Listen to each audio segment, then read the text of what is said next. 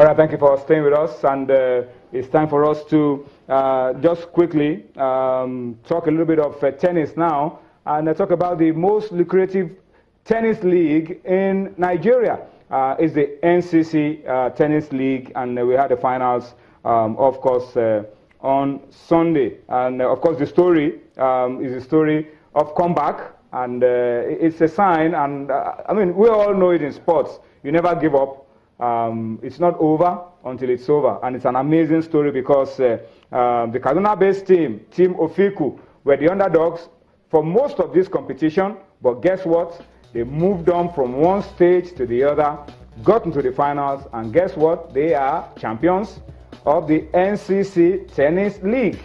7 million naira cool cash to go with it. They completed their fairy tale run on Sunday by defeating the champions, the defending champions, Team Tombim, 4-2 to clinch the 2016 NCC Tennis League Cup. Of course, it was an exciting, close game, and worked, of course, by a lot of important persons, including the former Vice President of the Federation of Nigeria, Alex Ekweme, Minister of Youth and Sports, Solomon Dalong, and a whole lot of other very important dignitaries. And 7 million naira for the winners. Team Ofiku, the runners-up, Team Tombim will be getting 5 million. Team Civil Defense, that finished third, will be getting 4 million. And the fourth place team, Team FCT, will be getting 2 million. Of course, Godwin Kenka has been the brain behind all of this, and it's been one very successful tournament that's been getting better year in, year out. All right, so that's the beat from tennis. All right. Guys, let's come very quickly now and still talking about rewards and all of that. Let's take it to Enugu. Toby, yeah. We've been saying this for a long time. Rangers, champions of the Nigeria Professional Football League, yeah, for the last season. We're looking forward to a new season, January 15, 2017. But today, the government of Enugu State honored Rangers. Yeah, amazing year for Rangers, you know. And you can see the players very beautifully dressed. Yeah, I mean, they must have learned a few lessons from the last time when they had a trophy parade. Yeah, I mean, they learned a lot, and I saw the pictures of the hostel, the players, the coaches, the technical crew, everyone in this lovely kit. Like I said on social media, I love the kit, and like you said, they've learned a lot. So there was a lot of group branding coming to this one. Like I said, I mean, amazing year for Rangers International. They won the league title after waiting for 32 years. You know, in a grand style, best team so far in the MPFL. Had more points away from home. You know, had a lot of beautiful moments for them. Great players, great performance. I mean, and you know, after they won it, we were expecting the government to really show an appreciation to them, and it all happened today. 41 41.5 million for the entire. We'll talk about the largest. A lot of things for all right, because Governor Ifeanyi Ugwanyi, okay, gave each player and the officials a plot of land in the newly designed Rivers Estate, an independent layout area, and of course 41.5 million naira for the management and the staff. Everybody to get a share. I'm told everybody that has anything to do with Rangers, from the top to the man that sweeps the floor of the camp, prepares the food, locks the gates, everybody gets a share of it. Yeah, I mean, it is a collective victory, because everyone worked together. Even you talk about those that cook for them, because if you don't get good food, you can't deliver results on the page. I mean, grassmen, everyone, like they said, yes, for 1.5 million naira. I mean, some people will say it's very small, but you know, the fact that this government showed appreciation to these guys is very, very important. And for the fact that, you know, there will be some place that will be called Rangers International Estate, you know, that will be there for a long time. I mean, the G generation will move on, a new generation will come in, and they will still remember these guys for what they achieved in 2016. Oh, you're very huge. Yeah. That's the first time I'm hearing about a football club having an estate, and it's taking place in the Enugu State, because Rangers, I mean, have played a very major part in the history of the old Anambra and now the new Enugu State. Yeah, Rangers is an institution. And, I mean, there is hardly any Igbo that is not a supporter of Rangers. And you see, the amazing thing for me was when I read yesterday that Sultan of Sokoto, you know, is also a strong supporter of Rangers. When he was in Soka as an army officer in 1977, he developed that interest in Rangers. You know, so football, we can use bridges. Yeah, we can use football to unite the country. But in terms of the reward system, for me, honoring a team we shouldn't put more emphasis on money. As far as I'm concerned, money is good. Pay the players well. Meet their contractual obligation. When you're going to reward them, show appreciation in your own way. You shouldn't be fixated that it's going to be money. But what they have done is to give them plus of life, which is very, very good. Players can look forward to that. When they retire, you have something to fall back on, and I think it was done in good faith. So we have to commend what the government has done and hope that they continue to support the team, because the responsibility is going to be bigger this time around. They are playing on the continent. They are going to be playing more competitions, and they need a lot of support from government, from fans of the club, and a lot of stakeholders. I mean, we were somewhere last week, and we talked about it. Toby was there to merchandising jersey. You have a huge fan base. Why not, replicate a lot of jerseys so that you can get revenue? Let revenue come from all these places. And I hope this is the beginning of what we believe will be tremendous support for Rangers. They will be on the continent. Issues of bonuses, allowances that read its ugly head mid-point last season for Rangers. We hope wouldn't happen, because they need all the motivation, they need all the support to go to Africa and conquer. But once again, we commend the Enugu State government. But we also ask that something more enduring should be put in place for Rangers. The management should think out of the box, capitalize on the huge fan base that Rangers have, and be able to do something more enduring for the club. From there, let's come to Lagos, guys. Let's come to Lagos. One of the high points of the weekend and of last week was the Beach Soccer Africa Cup of Nations, Lagos 2016. Nigeria got one of the 2 tickets at stake to the Beach Soccer World Cup that will be taking place in the Bahamas next year, but we lost the final. Senegal won the final. They hammered the Super Sand Eagles 8-4. It was a thrilling final game yesterday, but guys, I think the best team won this competition. Yeah, I think the Senegalese are becoming like an Achilles heel, an albatross. For the 4th time, they are easily the most successful African club. And it means that there is something they are doing better. And we should learn from them, in my opinion. Coach Adamu Ejo has done so well for the team. He has been there, taking after the late Coach Shaib Amodu. But I think we need to invest more, Tony.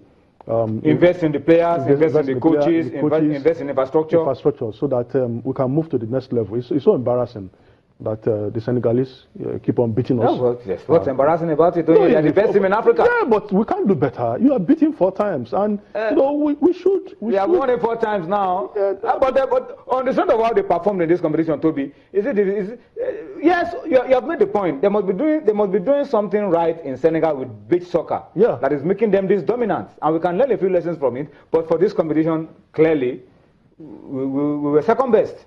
At best. Tony, where are we doing catch-up? When in the past, we look as if we are the best team in the beach soccer. But I mean, like when you said, individual talent will not be enough. Yeah, there's this potential. It's just the willpower of our boys. After the game yesterday, saw some players yesterday, and I mean, they said a lot of things. It's more of the will, the individual effort, the potential of this team. That ensure the Nigerian spirit that ensure that we'll pick the World Cup ticket, because after picking up the World Cup ticket, I think the players felt satisfied. They nothing to challenge them anymore because of the welfare and maybe the structure of big soccer in Nigeria. I mean, we need to do a lot of things. If we are to compete in any competition, we need to do a lot of things. I mean, this is the moment for us to set up a very well organized big soccer in Nigeria that will ensure that we're bringing players. I mean, we've seen a lot of players. I understand, for a long time. But we are beginning to have beach soccer, the league. The Lagos State Football Association have the league. In Abuja, there's a league as well that goes on. We're beginning to have pockets of leagues in some parts of Nigeria. It will be a gradual thing. It will be a gradual thing. It won't just happen overnight. It will be a gradual thing. Like you said, Lagos, Abuja. Later we'll come to do a regional competition and this, and to be a lot of big competition among the states where we can discover new talent. And I mean, it is a gradual thing, but we should stop being a catch-up. I mean, for 4 years now, Senegal have won it. We're doing a bit of catch-up, but we can get better. We need to move up, And then, like you said, I mean, welfare is also key for this player, because these players complain about welfare so much. It's a very dicey situation, because some of these players are regular footballers, And so there's a temptation for you to think that these guys are just doing beach soccer when the time for beach soccer comes. No, Tony, no. No. Let me get to you now, because they are regular footballers. Some of them play in. Tony, beach is different from. No, you don't get my Olympics. point. They are professional. Yeah, I agree with you. Hold on, let me get to your thoughts as well. They are professional footballers. They play for clubs in the Nigerian league. Yeah. It's very different from other parts where it's retired footballers or those who have. That's the same thing we'll be saying. That's the same thing we'll be saying. That's the same thing Toby said. That we must have a structure. You know, are we going to continue to rely on this regular players, or are we going to get, you know, a proper beach soccer structure where those who are around that area, these players are going to you do it as, you know, their means of livelihood. These are the things that we retired footballers. Because sometimes retired footballers are the ones who do this. Yes, those are the things. You know, so if we don't do it, sometimes look at Abu Aziz, look at some of the players. They had a hectic season. Yeah. You know, we must commend these players. Yeah, and after hectic season, regular football, you now move it to. I was following him on Twitter on Sunday. You know, a colleague of ours wanted to see him. He told him that he was still sleeping. You know, because they played on Saturday. It was a hectic day for them, and you know you need a lot of energy sapping game. That's why you see there's a lot of substitution as 5-a-side. Yeah, so we have to get it right to him, and if we continue this way. Today is Senegal. Maybe another country. Cote d'Ivoire beat us in this competition. So we have to do something. We have to invest. Investment is key. So the question is, how do we go about it? Do we continue to use these regular footballers to do this, or we begin to develop a league and have specialized people who will know this is what they do all the time? You remember that Coach Ejo, you know, I think from last year or 2 years ago, started inviting players from beach soccer clubs. Yes. You know, so we have few of them. Very few of them. You know, so we need to get more of them into the team. You know, because we have a large pool of these players, and we have beaches in this country. We can't develop. Look at the Senegalese. Look at how big they are. You know that they are custom made for beach soccer. Beach soccer. And those guys are young. Tall, big, young lads, full of energy.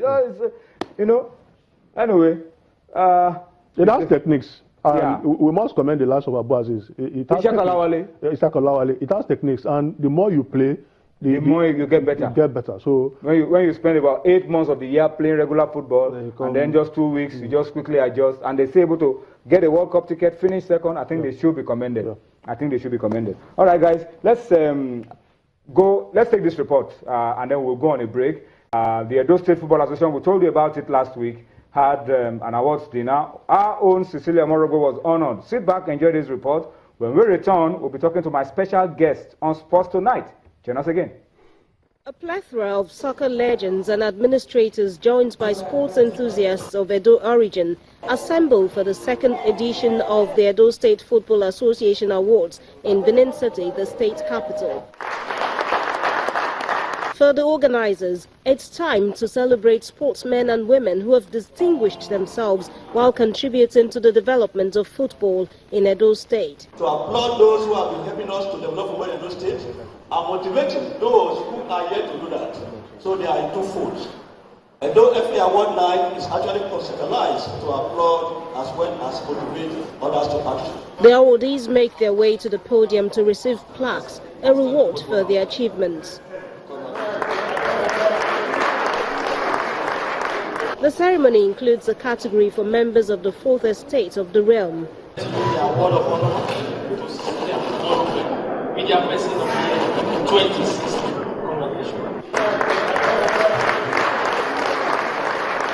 The Edo State government is also among those honored at the event.